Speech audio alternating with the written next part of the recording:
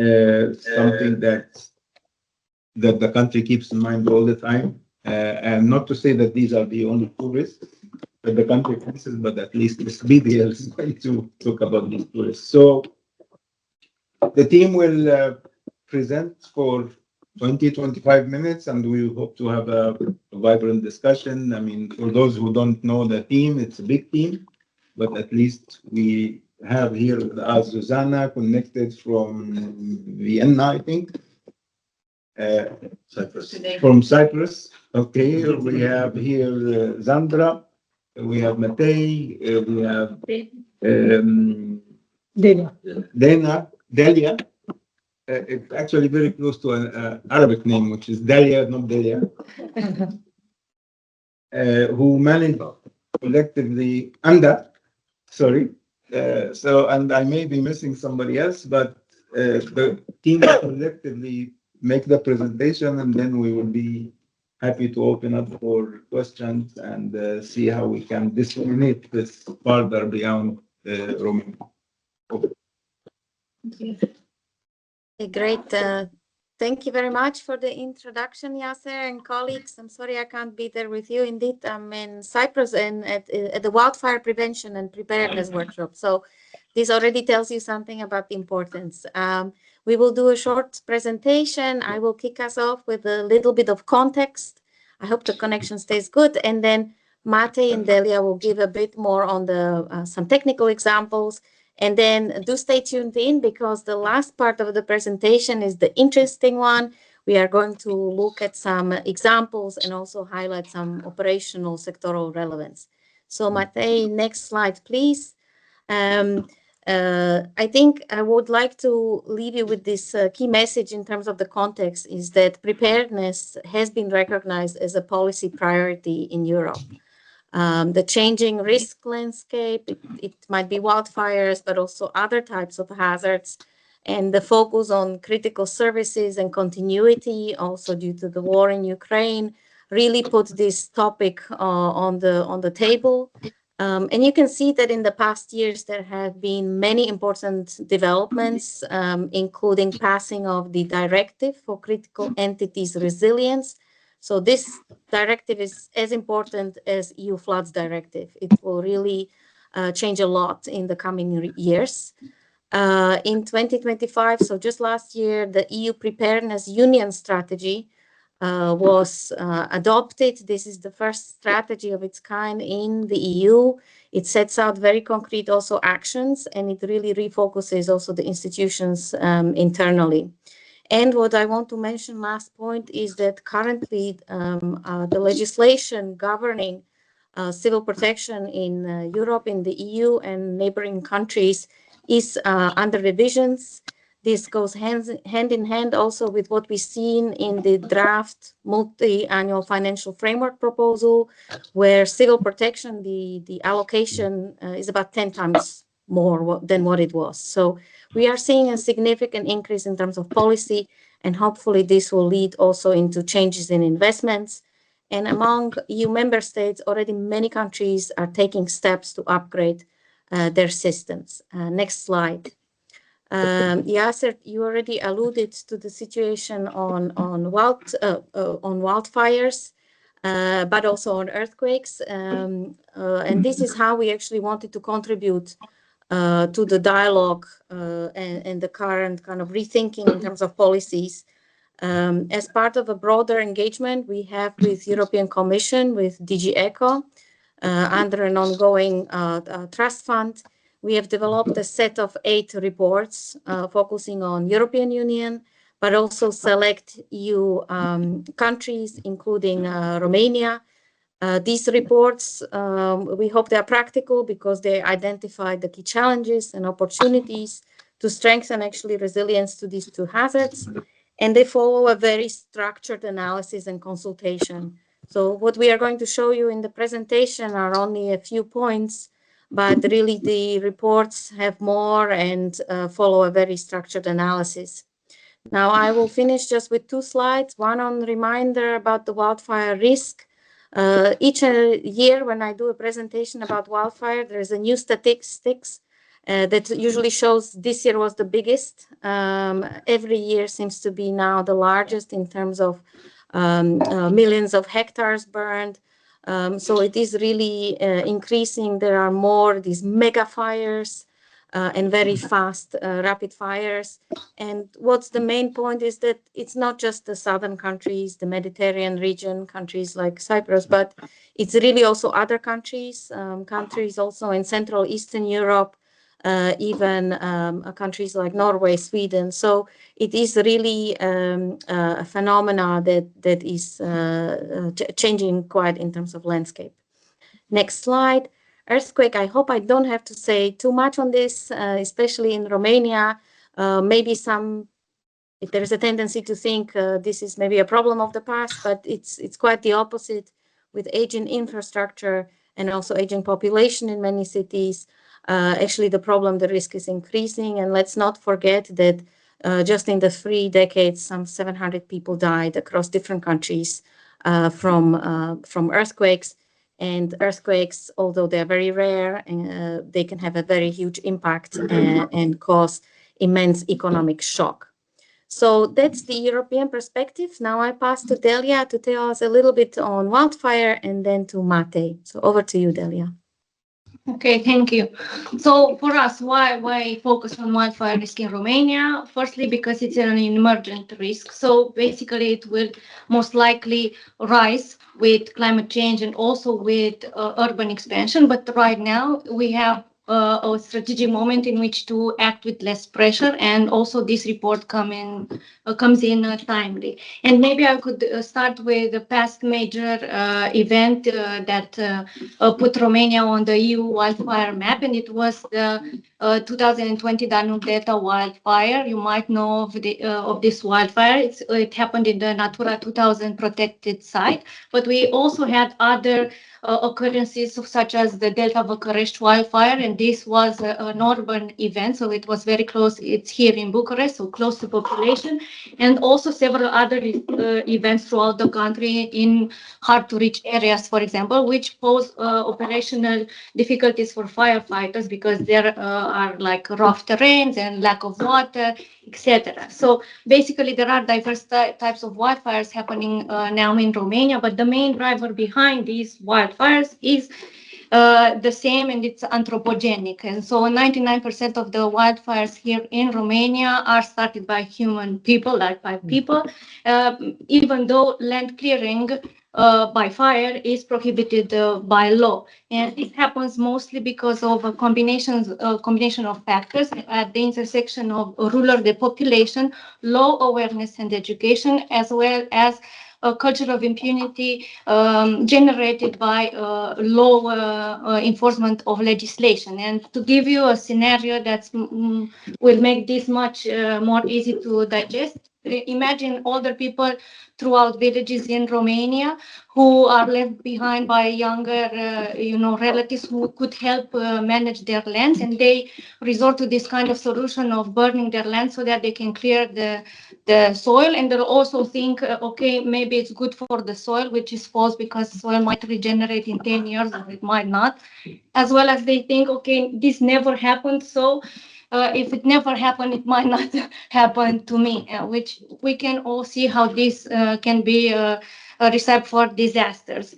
However, right now impact is low, and especially in populated areas.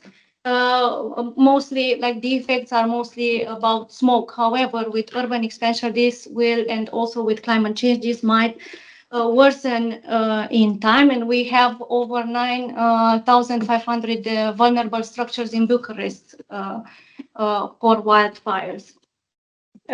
We also don't have a clear understanding of the risk right now because raw risk maps, as you know, they don't integrate dynamic factors. But maybe now that they are pending the 10-year review cycle, we will have a clear understanding of this risk. And moving forward to the other slide. So although Zuzana said that the report goes in depth on all PRAF thematic areas, but for the purpose of this presentation, we will focus on only 3 thematic areas. So governance, and early warning and awareness and preparedness and response. And I will give you two main points to understand the challenges written on this slide. So the first point would be that to understand the difficulties behind governance and risk management, wildfire risk management in Romania, we will have to rewind a bit to the fall of communism, when the forests in Romania went through a process of restitution. So basically from state, they went into private. And so right now we have 60.43% of forests in Romania are owned by the state, and the rest is private. So we have a fragmented forest ownership in Romania, which poses difficulties for integrated forest management, as well as for governance and planning. And the second point here would perhaps help you understand better is that wildfire extinguishing in Romania is basically a whole of society responsibility under law. So basically everyone, from communities like people, citizens, to private actors, to firefighters, so emergency situations services, as well as forest personnel, they all have an obligation to extinguish fires. However, the capacity differs greatly between all these actors, as well as between central and the local levels. So you can understand how this actually hinders, resource allocation. And now moving forward, we also proposed corresponding opportunities for these challenges. And when we think about governance, the top priority for Romania is to actually to implement and enforce the already robust strategic and legislative framework that we have, as well as to perhaps focus on the national disaster risk reduction strategy, as well as on the national forest strategy, which already integrates advancing reform in forest as in line with EU strategies. And this can also be complemented by the current institutional reform that's ongoing in Romania. As you know, might know, under the new minister in Romania, we are already going through a reform of the Ministry of Environment, as well as Romsilva, which is the agency that manages forests. So this might help. And when we talk about early warning and awareness, this National Disaster Risk Reduction Strategy also proposes a guide for creating a risk communication strategy. So if this were to made operational, it could set the basis for an accessible as well as inclusive and targeted campaigns that could contain messages that are tailored for farmers, for communities, as well as for industry and forest managers. And in addition to this, when we talk about early warning, Romania already has a robust early warning system. We have Raw Alert, we have the Be Prepared website, and we also have a siren network. But these could also benefit from improved functionality and accessibility updates, as well as they have to be maintained, like they have to have access to maintenance, continuous maintenance. And there could also be scope, as you can see on the slide, for piloting some innovative IT solutions. And I will mention here only two. We have like a drone project that already started in June last year. So there are 46 drones in Romania already in all counties, and there are also surveillance cameras installed throughout Romania for anti-timber theft purposes. So if these two solutions would be integrated into a bigger system, they could be repurposed or expanded the purpose to also wildfire monitoring. Why not? And finally, developing an inventory resource could also help map all the resources that we have and also understand how to actually bridge the gap at all levels and for all actors. And I have a final thought here for wildfire on the next slide. Yes, for wildfire risk management and the vision for the future, perhaps in Romania. So I will start by saying that right now in Romania, when we talk about wildfire risk, we are concentrated on response, basically on how to put fires out. However, when we talk about wildfire risk management, extinguishing fires is one part of the puzzle, but we have three components when we talk about risk. So first we have hazard, so how fire starts and how they spread. Then we have exposure, so who's in the way of these fires, and usually it's people, infrastructure, and ecosystems. And third, we have vulnerability, so how prepared are these systems and how will they recover. And so our solution could be that we propose that Romania should integrate this, should apply this integrated wildfire risk management approach, wildfire risk, having three benefits. So it would have a society-wide approach. It would include all stakeholders.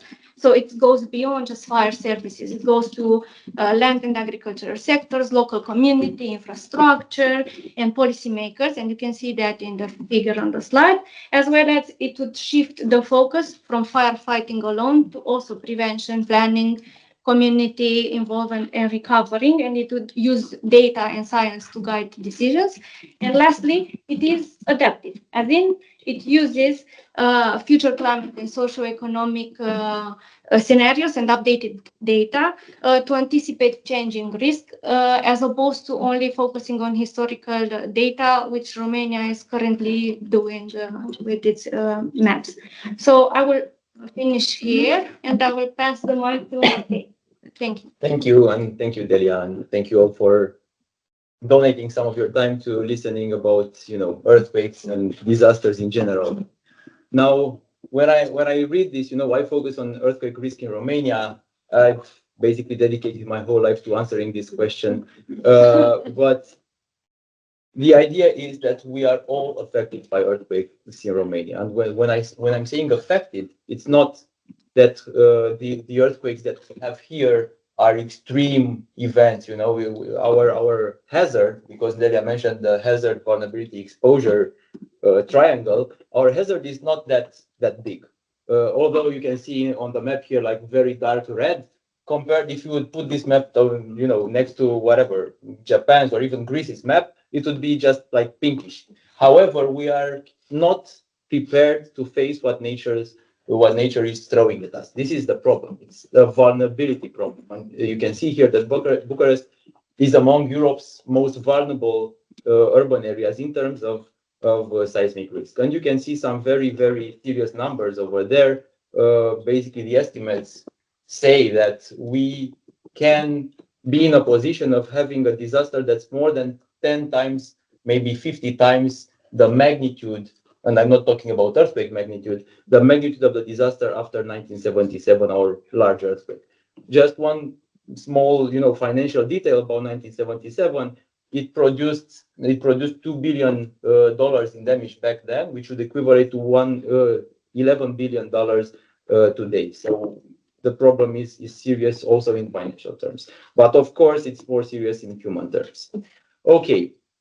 The challenges that we saw after the work that we did, of course, we have a lot of challenges, but we group them in three areas. We're talking about governance and planning, prevention, risk prevention and reduction, and then early warning, awareness, and information and communication.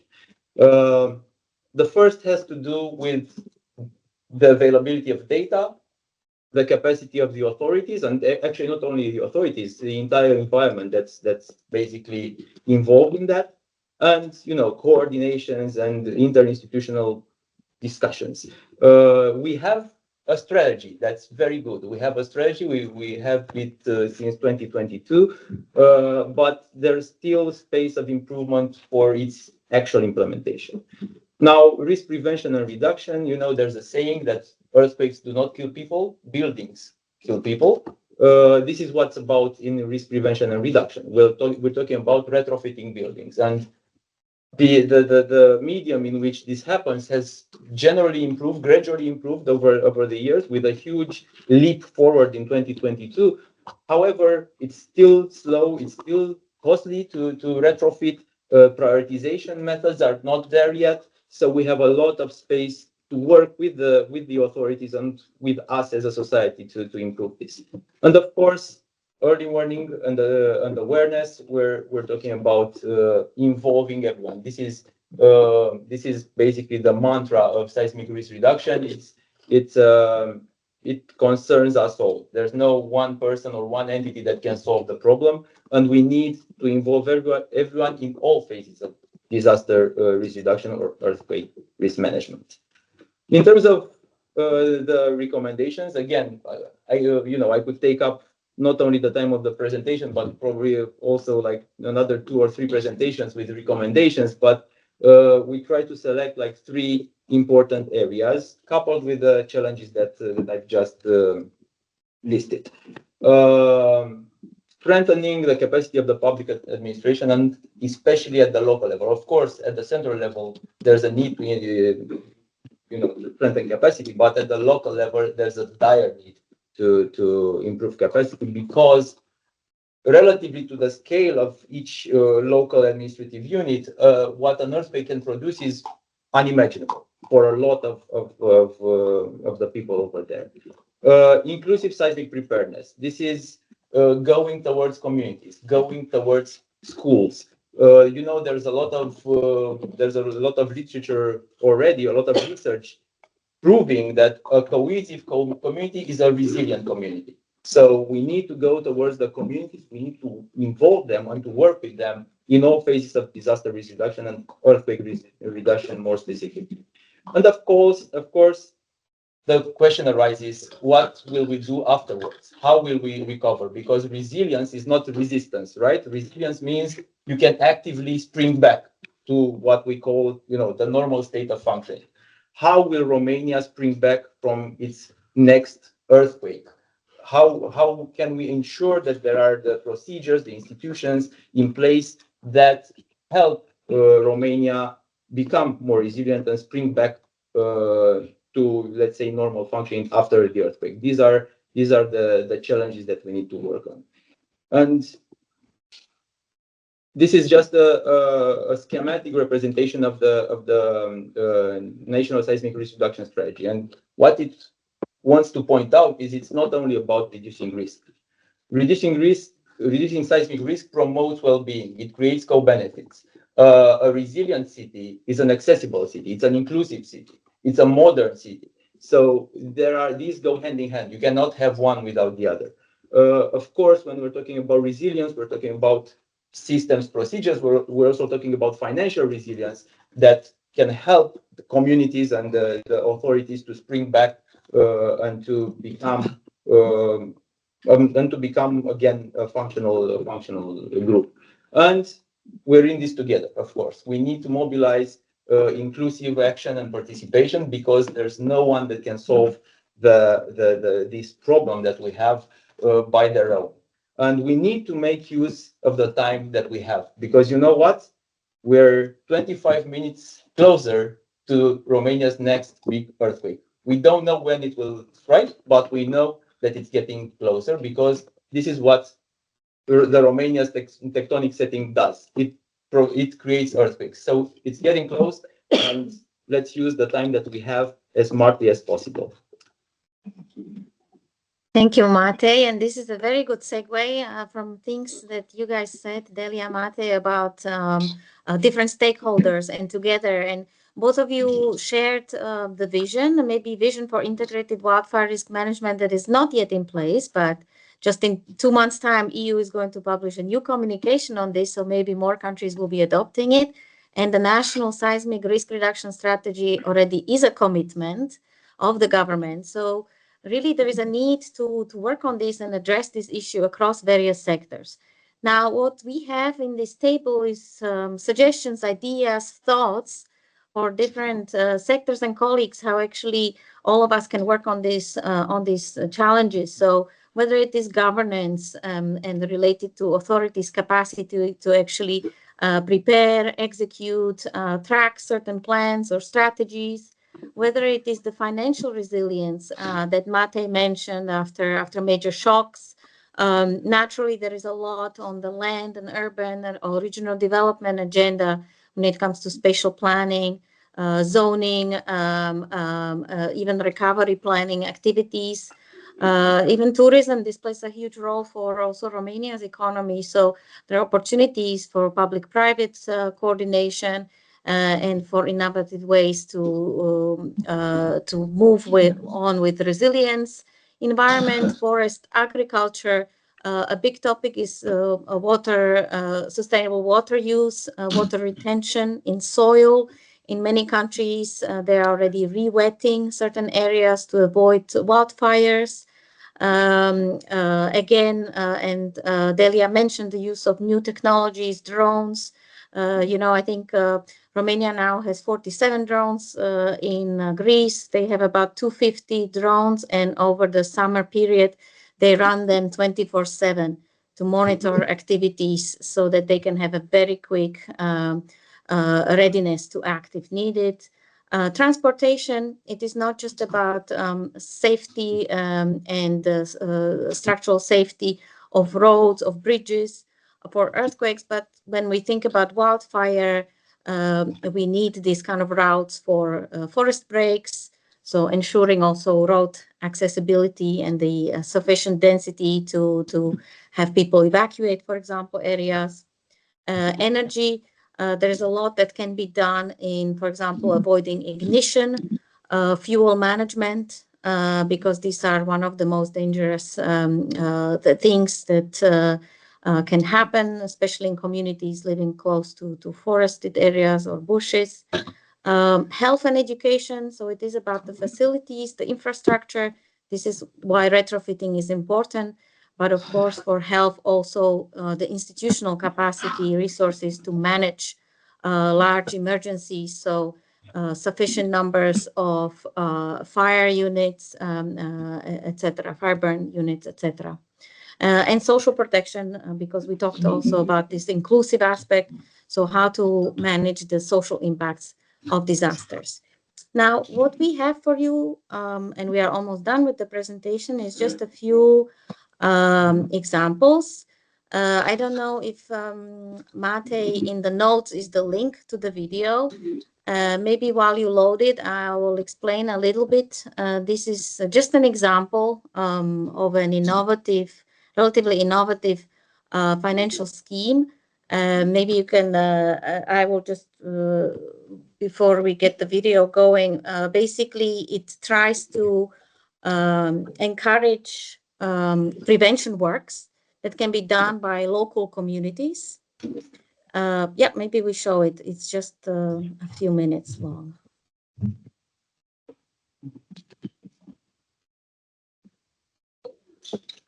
Do we have? Sounds Wait.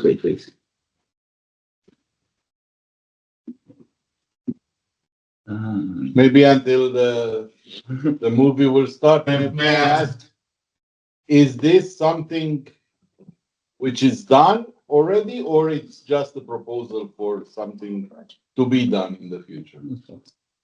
So this is an example that is being done in the US. There are several of these projects ongoing, and basically it's something that connects investors and municipalities and utilities, as well as local communities, to actually enhance prevention activities. Mate, if the video is not working, we have a slide where we can also show it, so don't worry. It will work. It will work. Okay. It will work right now, yeah. Sound. Okay, should work. It's not connected.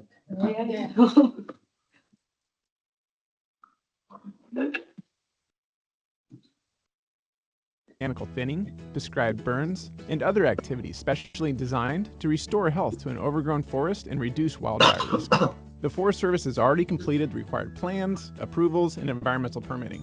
Unfortunately, with the budget the Forest Service has for this project, it would take years to complete, if at all, and the forest is at immediate risk for severe and destructive wildfire. The worry is that a wildfire may occur at any moment, damaging the forest, the water supply, and surrounding communities long before the project can be completed. Enter Blue Forest, a team of financial and scientific experts focused on financing large-scale forest restoration. Working with the Forest Service and the World Resources Institute, Blue Forest helps to identify potential project stakeholders, utilities, private companies, and other organizations that can realize value from the restoration project. For this example, let's say that in addition to the Forest Service, a water utility, the state government, and a beverage company are also very interested in seeing this project completed. Each also has some available funding, but not nearly enough to complete the entire task on its own. Blue Forest works with each contributing beneficiary to set up contracts that pay for a portion of restoration costs over time that together cover all the funds needed for the project. plus a modest return for the investors. Blue Forest also identifies an implementation partner. This organization will be the one responsible for contracting the restoration work on the ground. Blue Forest looks for an experienced and knowledgeable nonprofit that knows this forest and has relationships with the Forest Service and community stakeholders. Then, Blue Forest packages these contracts together to establish a Forest Resilience Bond, also known as the FRB, which is made available to private investors. These investors can include large pension funds or insurance companies, or mission-driven groups like foundations and impact investors that want to invest in local communities while diversifying their portfolios. And in order to avoid any potential conflicts of interest, investors don't have any say on the what, how, or where of the restoration work funded by the FRB. Next, private investment funds the FRB, and the FRB funds are spent through the implementation partner to complete the restoration project. Over time, the contributing beneficiaries repay the FRB based on the value they've received from the restoration project as agreed to in their contracts with Blue Forest. Third-party monitoring and verification occurs throughout the life of the project to measure these benefits and to ensure that the work is completed. In the end, wildfire risk is reduced now, not later. The contributing beneficiaries have achieved their goals, and we all enjoy the benefits of a healthy forest, clean air to breathe and water to drink, places to recreate, and habitat for wildlife. The Forest Resilience Bond is an innovative public-private partnership opportunity that proactively invests in forest health before it's too late. Thanks very much. It's just an example to kind of open our minds that there are different ways of doing it. It's not just a public sector responsibility to ensure that forests are clear and that we can prevent unnecessary wildfires.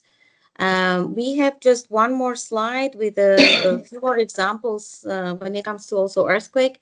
While Mate puts it up, I'll sum it up. What was already mentioned, urban regeneration offers many opportunities to really increase the design standards, make better use of the space, including, say, for evacuation, for sheltering, and also to leverage private sector contribution. So there are many countries, for example, in Turkey, where the private sector is incentivized, for example, by being able to increase the height of buildings if they conduct retrofitting or rehabilitation in the correct way. Integrated solution refers to energy efficiency and seismic. So this resonates probably with energy colleagues. This has been a big topic, and we've also, the bank very much promoted the uptake of integrated solutions. And then finally, maybe for tourism, cultural heritage, countries like Italy, Japan have huge programs for this to ensure that their cultural heritage, their assets are safe and resilient, and this also ensures that their tourism sector can be less affected in case of a disaster. So final slide, we wanted to leave you with a bit of food for thought. What we would like from our side, from the DRM team, is that to connect with you, connect with the different sectors and colleagues, put your thinking hat on. If you think some of this might be relevant for you, let us know. Or do you have even ideas for dissemination? Should we share the results of these reports maybe with your counterparts or different groups? There's a lot that the Romania team is doing. I'll let Anda mention just a few snippets. Please go ahead, Anda. Thank you, Susanna. I will come in just to say that in addition to the reports presented today, the Romania Disaster Risk Management Team is implementing quite a comprehensive portfolio of projects, which includes 4 IPFs, 2 trust funds, and 1 KDDO. And we also have a contingency emergency response project under implementation, all of which have the final goal of supporting the government of strengthening the country's resilience. Beyond investment in critical infrastructure, we also have technical assistance, which has a strong focus on inclusive preparedness and response. Just to give you an example, over the past couple of years, hundreds of firefighters were trained on how to interact with people with disabilities. And this year, we will also launch an e-learning course for firefighters on how to identify gender-based violence cases during emergency interventions. specifically on recovery planning with financing from the European Commission. We are also supporting the government in strengthening the country's disaster recovery framework. We are doing that by supporting identifying gaps and challenges, sharing lessons learned, and providing recommendations. And I will just conclude by, if you can also reshare the slide. If not, I'll just say it. We will organize at the end of March, between March 23-27, a regional knowledge exchange where 7 participating countries will come to Bucharest to learn more about disaster recovery. We will also have experts from the Philippines and Japan coming to lead some of the sessions and share some of their experience. So in case you will be able to join, I look forward to seeing you at the knowledge exchange, and we will share more information at the later stage. So that's all from my side, and thank you, Sana. Thank you very much. So bottom line is that preparedness has become a policy and investment priority in Europe, and that it's not just one sector, one team. There are many opportunities across the whole of society approach. So we are look forward to your ideas, and thanks for your feedback. Here are also the reports online, so you can access them. Thank you. And you also have them on the table. Yeah, we have them. Thank you. Thank you very much. I mean, it's a very comprehensive presentation and a lot to digest for many. So let's just open up if you have reactions, comments, questions, or proposals, please. If you're connected, just come in, or if you're in the room here.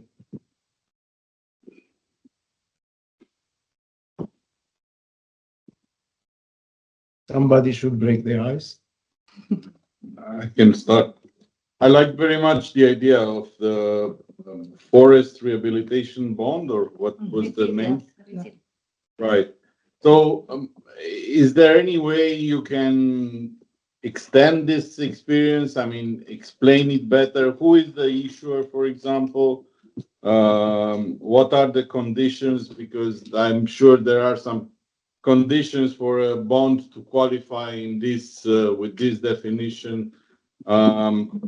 And how can we implement this? I mean, my guess is that it is an instrument which could be easily traded on the stock exchange, because I'm pretty sure it's something new and people will be interested to buy it, to exchange it. So as you know, IFC is doing a lot of traded bonds in different sectors. Why not? Maybe we can push this kind of financing source for something which is, as you described, extremely needed, and probably funds are not very abundant given the current deficits. So maybe we can do something.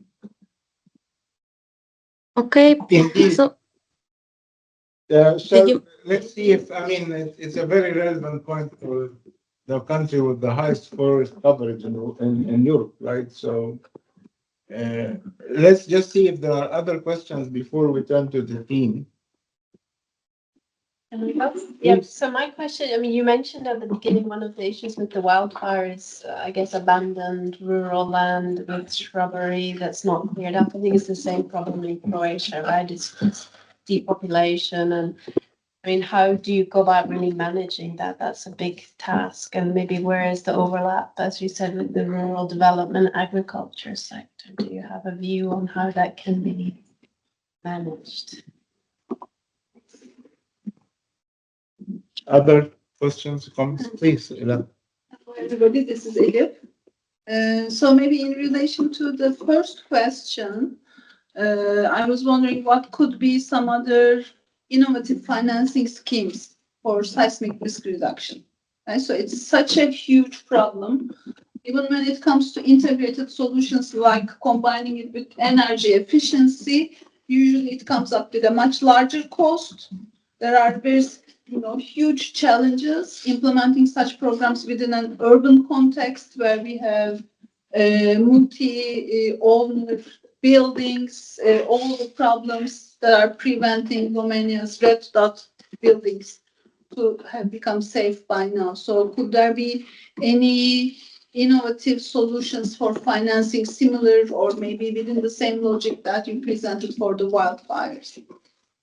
Or if I may add, Romania has one solution, which is the mandatory earthquake insurance policy, but not much is happening in terms of implementation because I think only 40% of the population of the households are paying that insurance. Only those who are, for example, taking a loan, they are mandatory to show that they paid the premium, but otherwise nobody is enforcing it.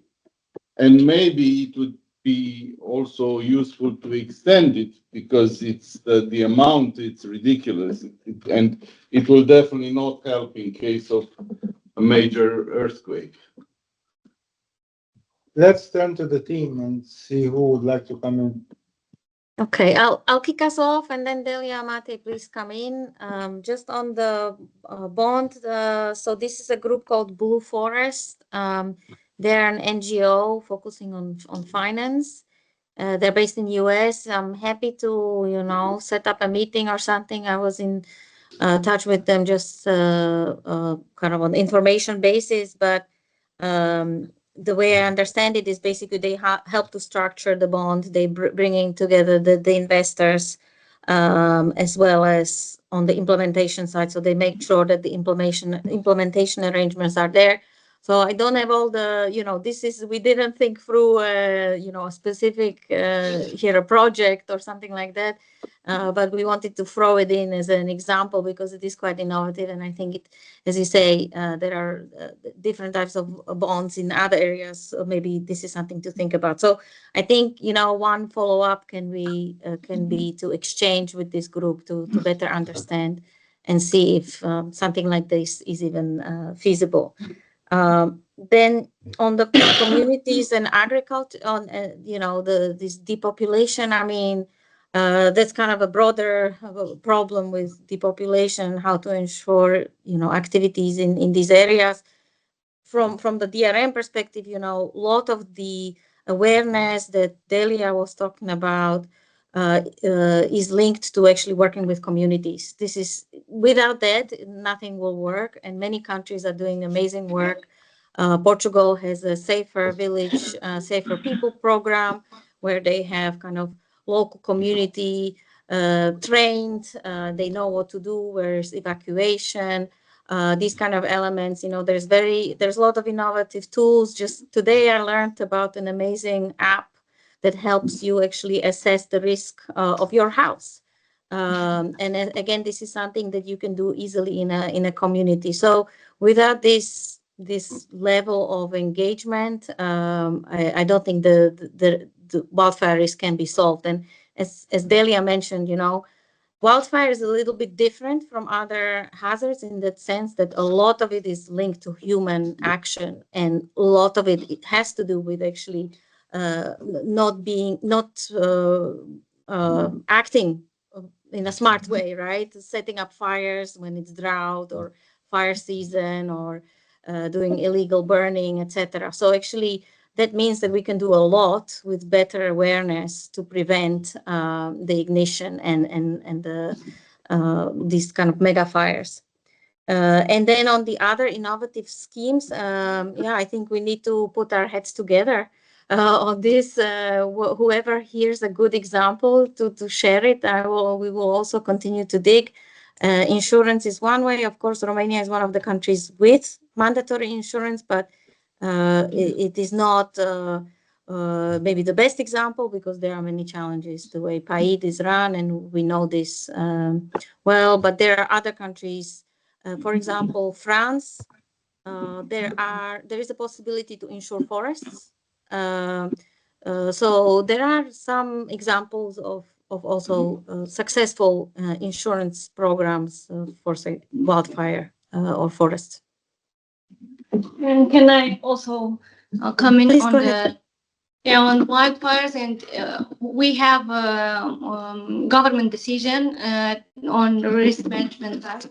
And when we talk about wildfires in Romania, we don't always only talk about forest fires. So we have three types of fires. We have the forest fires, we have the shrub vegetation fires, and we also have the crop fires. So they are all there in this government decision, and each type of fire also has corresponding institutional actors that are in charge of prevention and all the thematic areas. The first two ones have the Ministry of Internal Affairs as well as the Ministry of Environment as key stakeholders in charge of this. And the last one has also the Ministry of Agriculture. However, whenever we had consultations, etc., the Ministry of Agriculture is not necessarily very involved in this area of wildfire risk management. So perhaps another solution to this, on top of obviously mobilizing communities, would also be to maybe clarify the mandate for each stakeholder, or maybe update a bit that government decision, and maybe give more obligations or responsibilities also to the Ministry of Agriculture, maybe also to public administration, because why not? They could all work together. I think Romania has, if I remember well, 7 million arable land, hectares of arable land worked, and 3 million of arable land which is not worked, which is a big hazard for this kind of wildfires. I think this requires a joint effort, as you said, with Ministry of Finance, maybe with the team from with the agriculture, Minister of Agriculture, maybe the team. I don't know if I know that there are projects in the agribusiness, agri sector. Maybe you can work together with the team from agri, because they require joint solutions. The fact that there is a governmental decision doesn't give us any hopes that this will be solved just by that. So maybe it would also help us to understand the ignition causes, of these wildfires, because as I said, 99% of them are human induced. So basically people are setting their own lands on fire. So maybe it also comes back again to prevention and education, because people still think in Romania that's a great idea to burn their land for soil improvement. And so maybe if they don't set their lands on fire, we could also create some space until we bridge this gap with the institutional actors and their roles. But if I may add, Christy, on IFC and on the work that you're doing with private sectors, Matei mentioned the problem of building stock in Romania is really high, and there's not enough budget, EU funds, local funds to rehabilitate the entire, cities, the entire stock of buildings. And there are critical buildings like hospitals, schools, and also like private buildings. And maybe there's a way we can bring the private sector closer to this issue. From the bank side, we have done a lot of technical assistance. We have worked with the government, with the ministries to do the technical analytical work that highlights the issue and proposes ways forward. But we need private sector to come in on some of these areas. I agree. We discussed before that. You remember we discussed. I think Susanna was also. She came with you to my office to discuss. The problem with the private sector is that they need an incentive in order to get involved and put their financing, which has a cost, at work.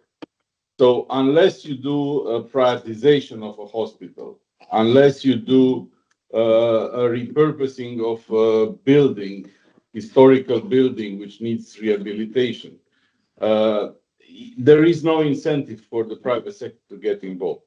PPPs do not work for just purely public fund sectors which do not have funding. This is not a replacement of the public funding. You need to think in such a way that would make it attractive for the private sector to put money. And I think tourism could be one of the areas where we can. Tourist could be, if there is a building which has a huge potential, touristic potential, but it's in a bad shape, then it can be given to the private sector to do tourism there, and then they will take care of the rehabilitation. In fact, we all see in Bucharest 90% of the buildings which have been rehabilitated and sometimes beautifully rehabilitated were in private sector and for private use. We see this in Bucharest near Hilton now, a beautiful building which will become a new hotel or something. So this is the way you have to think. If you do it like that, fine. I mean, and I doubt that the state will do it. If you can help them rethink, change their way of thinking, maybe. Let's see if there is any other questions, comments, suggestions. Cal, please go ahead. Great, thank you. Can you guys hear me? Yes. Great.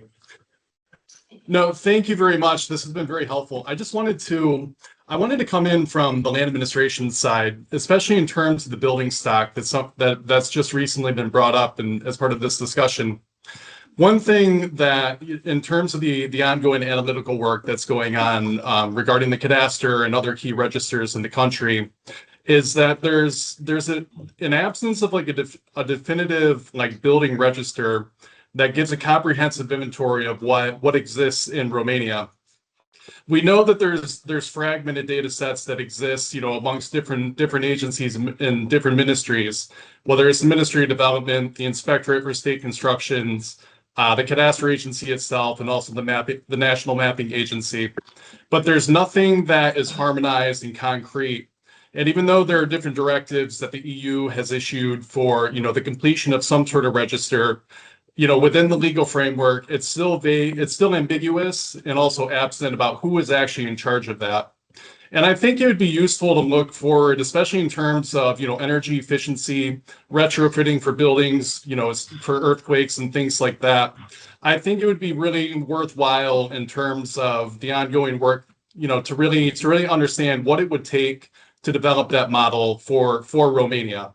Because we know full well that having that comprehensive information, should an earthquake hit, or when it hits rather, understanding what the ownership issues were, whether it was up to standard in terms of zonings, things like this. This will be information that'll be required in the future. But this is just something that I was thinking about while listening to the conversation, and I think it would be worthwhile to explore this a bit further. Thank you.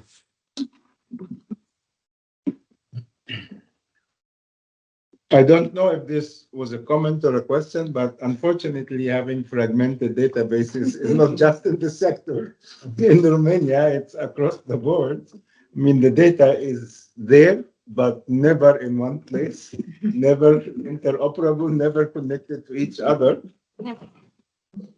and never dynamic and updated and complete. So, and it's a major burden for the private sector in any kind of development, regardless if it's agribusiness or real estate or anything. And by the way, it happened in Poland. I don't know if you know the story of the center of Warsaw. The historical center of Warsaw was destroyed 100% by bombs in Second World War, and it was completely rebuilt based on pictures and stories, not because they didn't have the right cadastre and the ownership. Imagine that happening today. I mean, it would be that happened in the 50s under the Russian help. Imagine this happening now in a European Union country. So I think this is a huge emergency for Romania to put together their act and do something with this. But I'm afraid that without your help, they will not be able to do it. So that's probably a new Rust push. I can't help but bring the Rwanda experience because it's a low-income country, and I think always ranks like the number one in terms of land registration, and every single piece of land in the country has a UPI number. Every single building has a UPI number. You get into the system, you get the full history of ownership. But you know, it was done because land was the cause of a big genocide in the country. And it was the